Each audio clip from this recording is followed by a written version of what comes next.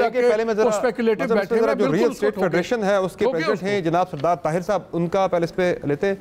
सरदार ताहिर साहब बताइएगा कि ये जो हुकूमत ने आज टैक्सेस नॉन प्रोडक्टिव इनकम के ऊपर जो लगाए हैं प्रॉपर्टी के ऊपर, एसेट्स पे, इस पे बताइएगा। एक तो उन्होंने कहा जी कि जिन अफराद के पास एक से ज़ायद इमूवेबल प्रॉपर्टीज़ हैं जो पाकिस्तान में वाक़ है, जिनकी मालियत 2.5 करोड़ से ज़्यादा है, ये ठीक है, अच्छा, उस पर फिर मार्केट वैल्यू के 5% के बराबर फर्जी आमदन उससे तस्वुर किया जाएगा, किराया ये नहीं तस्वुर किया जाएगा 5% उसका, और उस पर 1% टैक्स लिया जाएगा।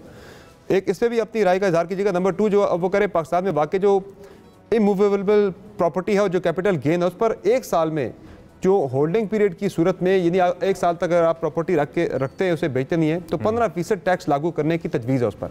और हर साल 2.5% की कमी के साथ 6 साल की होल्डिंग पीरियड, अगर आप 6 साल तक वो प्रॉपर्टी रखते हैं तो उस पर जो टैक्स है होल्डिंग पीरियड की, उसमें वो 0 हो जाएगा।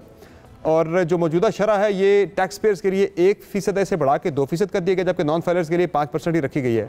बताइएगा जी, आप इस पर सेटिस्फाइड है? ये बेहतर मेजर है या फिर इससे स्क्वीज़ होगा आपका जो रियल एस्टेट का जो शोबा है?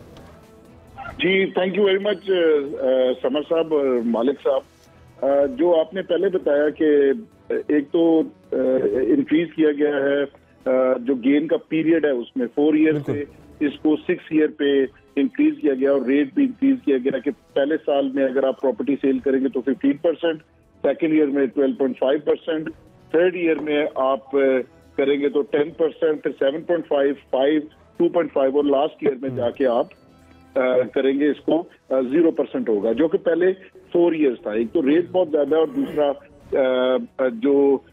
जिस शख्स ने 4 साल इंतजार किया, 4 ईयर का पीरियड था, 4 ईयर के बाद आज उसने वो प्रॉपर्टी सेल करनी है, तो अब उसको ये पता चला कि 2 साल मुझे और ये प्रॉपर्टी रखनी है और फिर मैं ये सेल करूंगा तो मुझे गेन टैक्स नहीं देना पड़ेगा।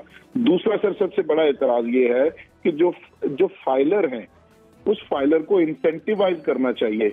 1% से उसको इंक्रीज करके आपने 2% किया कि जो भी आप प्रॉपर्टी बाय करेंगे तो एडवांस टैक्स की मद में आपने उस 2% फाइलर ने पे करना है, तो जो नॉन फाइलर है उसको ने 5% पे करना है। कोई एतराज नहीं, नॉन फाइलर को आप नॉन फाइलर पहले भी 5% ही था ना सरदार साहब? नहीं, पहले वो 2% था, 1% और 2% था, 2% से इंक्रीज करके ये 5% तक किया गया है।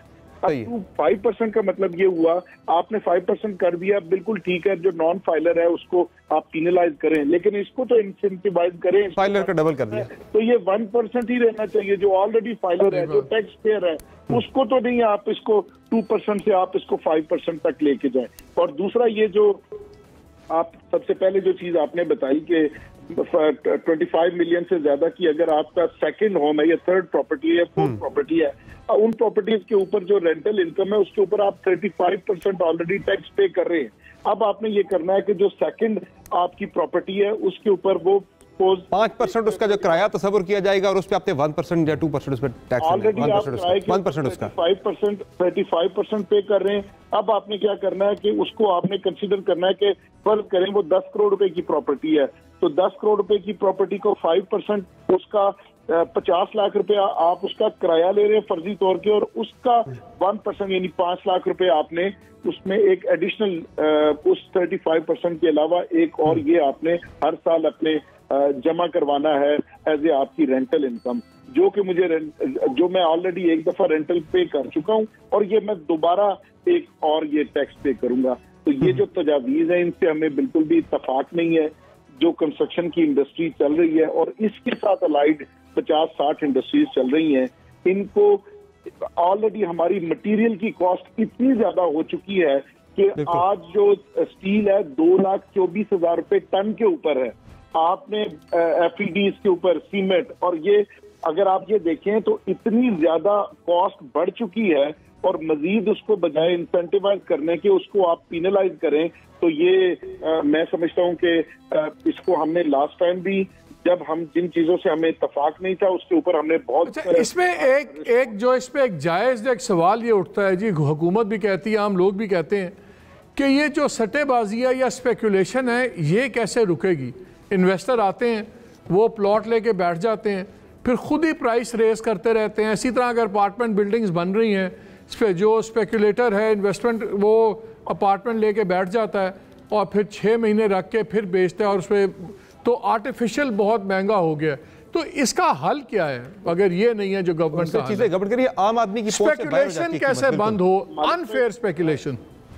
जी मालिक भाई, जो खरीदता है वो टैक्स पे करता है, वो जब दोबारा विद इन टाइम सेल करता है, जो गवर्नमेंट उससे एडवांस टैक्स लेती है, जो गेन टैक्स लेती है, वो ऑलरेडी गवर्नमेंट ले रही है। अगर कोई ट्रेड कर रहा है तो उस ट्रेड के अगेंस्ट वो पे कर रहा है, गवर्नमेंट ऑफ पाकिस्तान को टैक्सेस की मद में पे कर रहा है।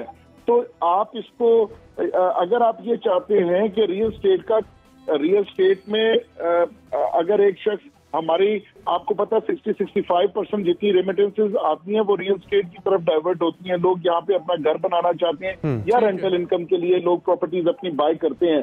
तो आप जो एक शख्स बाहर बैठा है जो दिन में टैक्सी करता है और शाम को जो उसके पास पैसे बचते हैं वो अपने मुल्क में रियल स्टेट के लिए बेचता है, वो यहाँ फैक्ट्री नहीं लगा सकता।